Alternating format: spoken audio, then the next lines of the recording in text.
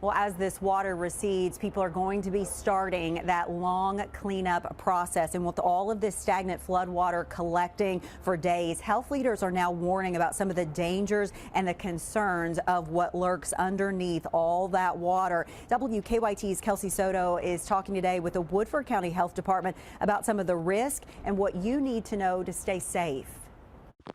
As many communities wait for flooding to recede, it's the dangers and grime left behind that has health experts urging caution.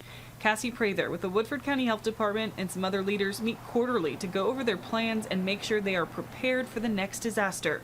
You need to know where you can get that and where you can get it quickly, especially, during times like this when every second matters. It can literally be a life on the line. In that murky floodwater, there's animals and insects, raw sewage, live wires, sharp objects, and other debris floating above and below the surface.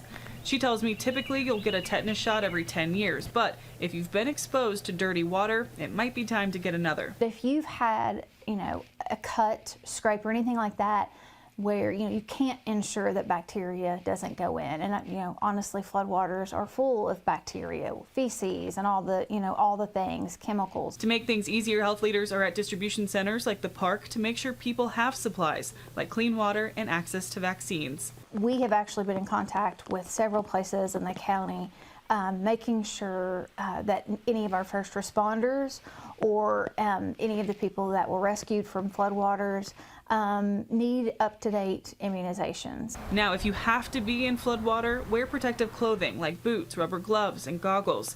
When it's time to begin cleanup, mix a cup of bleach with a gallon of water to disinfect walls, floors, and other surfaces. If it can't be sanitized, throw it out. In Woodford County, Cassie Soto, WKYT. And this is important. Anyone who needs non-emergency medical care who has been impacted by the storms can now get help at no cost through Teledoc. They offer a natural disaster hotline, and doctors can diagnose, treat, and even prescribe medications and refills. So that's important for folks to know.